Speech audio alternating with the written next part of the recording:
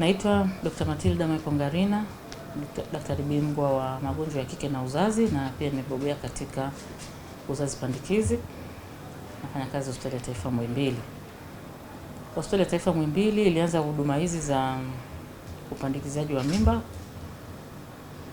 Ilifunguliwa rasmi mwezi wa 9, 2024 Mheshimiwa Makamu wa Rais, na kuanzia hapo sasa ndo tukaanza kukusanya wagonjwa na kuanza kutoa huduma, na wagonjwa wa kwanza kuingiza theater kwa ajili ya kuwanyonya mayai ilikuwa Disemba 2024.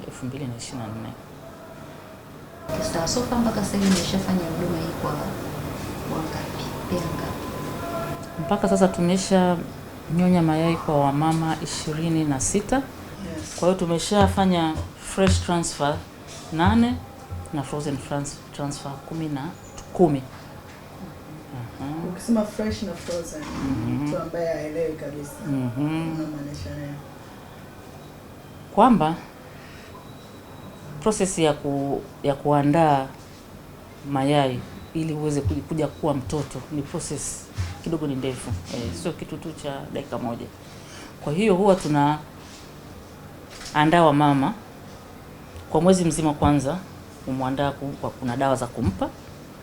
Halafu baada ya huo mwezi anapata siku zake. Akishapata siku zake, kuna sindano tunachoma kwa siku 14. Katika hizo sindano sasa ni za kufanya mayai yatoke, yakue na yapevuke.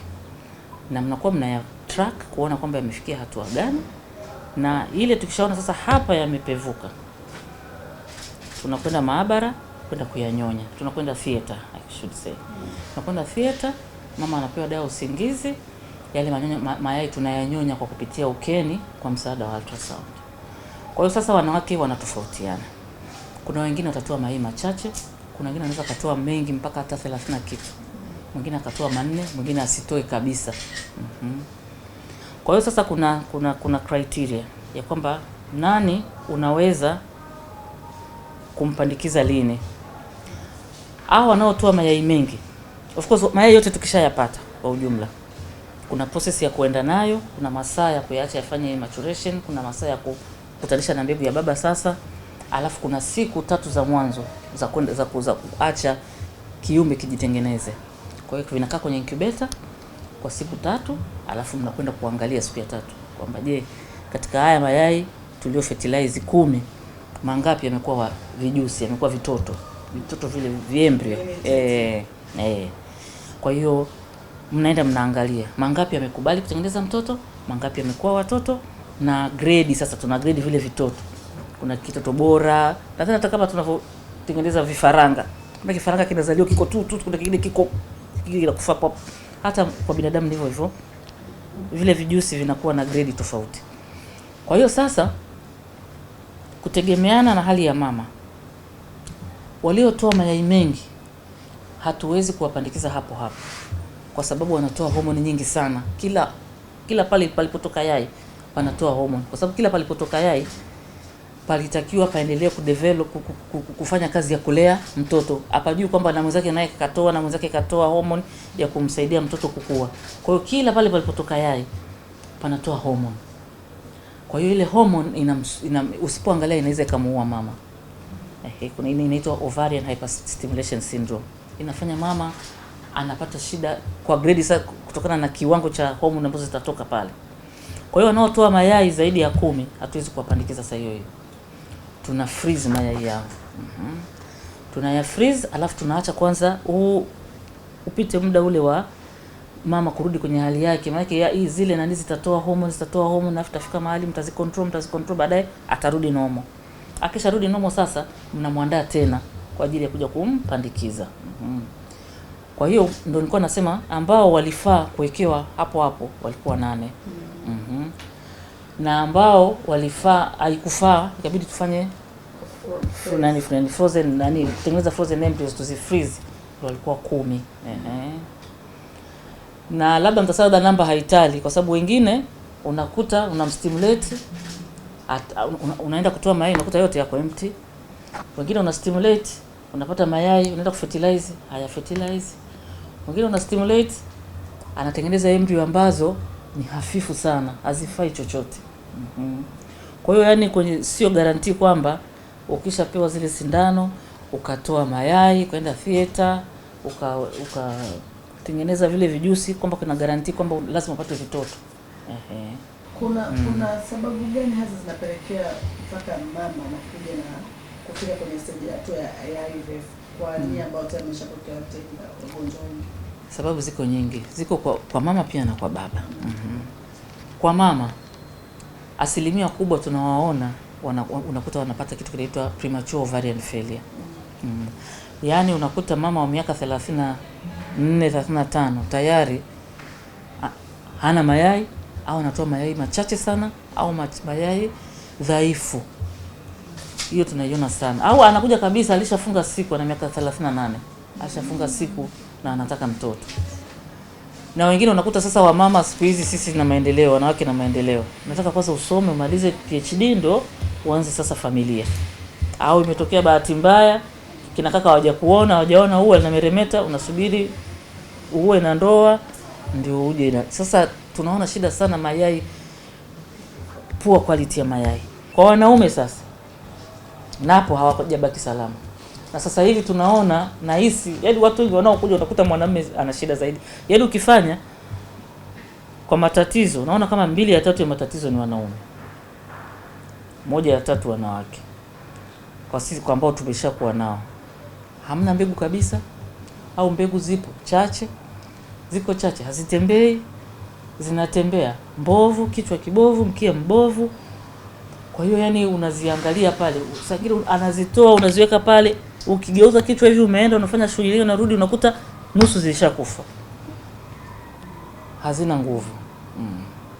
Kwa hiyo yani kwa wanaume changamoto ni hiyo ubora wa mbegu.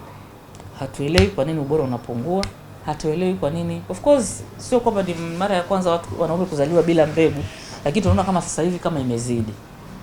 Wanafanya hapo unakuta hakuna kabisa hata mbegu moja. Yuko vizuri, ana nguvu zake, lakini anachokimwaga hakina mbegu. Kwa hiyo kuna shida hiyo. Na kwenye matibabu sasa ya hawa kwa upande wa wanaume na wenye matatizo ya hizo kwamba ni pua kama ziko chini na mama naye anakuja na matatizo yake, kuna ambao mmeshafanikiwa labda kuota wale labda kuwasaidia kwanza tiba afu wakafanikiwa hata kwenye hatua ya tunapambana kwa sababu kwa wababa tunashirikiana na watu wa mfumo wa uzazi wa wanaume wa urology. Of course sisi tukishakuta vile tunaanza sasa kupima kuna vipimo, kuna hormones, kuna ultrasound. Alafu sasa shida hapo inaweza ikaonekana ni nini. Kuna wengine wanahitaji operation, kuna wengine wanahitaji hormone manipulation, kuna wengine wanatakiwa wabadilishe lifestyle. Hizi mapombe hizi tunakula na masigara na mashisha na nini hivyo, tuna asilimia kubwa sana zinaharibu mbegu za baba. Kwa hiyo ni kuwafundisha unatakiwa wale vipi, kupumzika, kuzuia makazi mazito yenye kuleta joto sana huko chini. Yaani vitu kama hivyo. Yaani kila mtu sasa ana sababu yake. Ukishakaa naye kwa mhoji maisha yake, unajua shida itakuwa hapa. Kwa hiyo unamsaidia accordingly. Na sasa kwa sisi Hospitali ya Taifa Muhimbili tuseme ni bahati mbaya au bahati nzuri. By the time mtu anakuja Muhimbili, wengi wanakuwa wameshaenda kila mahali wameshindikana. Na wengi unakuta umri umepita.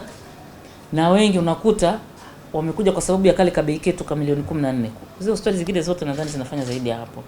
Milioni 14 daktari ni kwa cycle ya kwanza ikifeli tuna 14 au milioni 14. Milioni 14 ina cover kutengeneza mayai, kufertilize, kutengeneza zile embryo na kukuwekea na kufreeze kwa mwaka mmoja. Kwa hiyo pona yako inakuja wapi? Inakuja pale utakapotoa embryo nyingi. Kwa hivyo ukija tena utaka kuwekewa unalipa nadhani kama 1.5 kwa ajili ya kuandaa kizazi. Kwa sababu kuna dawa za kuandaa kizazi. Kwa hiyo kuna hiyo unalipa na dawa za kumprocess yule ambaye amewekwa kwenye freezer -90 degrees amekaa huko.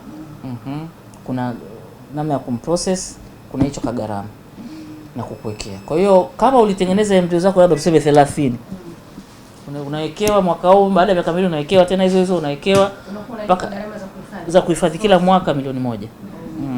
Kila mwaka milioni 1.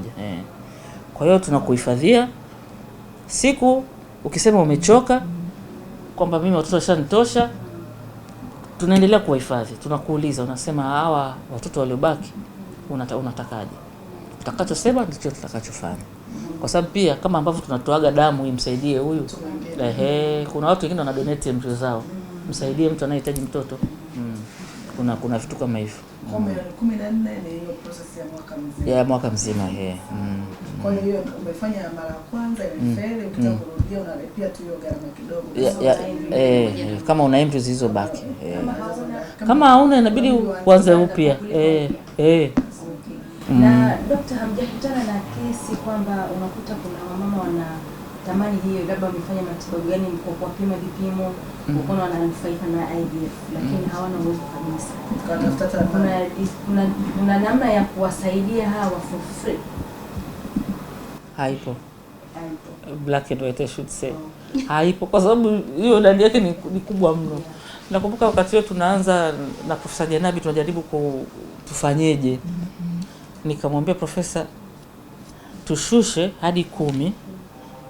Alafu labda hawa kampa mawazo yangu. Akaniambia wewe niambie tu mlivyo hiyo bei mvoenda kupanga ikafika 14. Hivi vitu vingine ambavyo difference yake ni milioni 4 vitapatikana wapi? Au ni kwamba mlinflate au ni the market price au ndio nini? Maka humo ndani pia kuna gharama ya kulipia umeme, kulipia maji, kulipia barafu, kulipia sindano, kulipia gesi, kuna oxygen zinatakiwa, liquid nitrogen, kuna hivyo vyote vitatakiwa vilipiwe. Kulipia staff, kulipia mlinzi, kulipia standby generator, standby umeme wa kunini.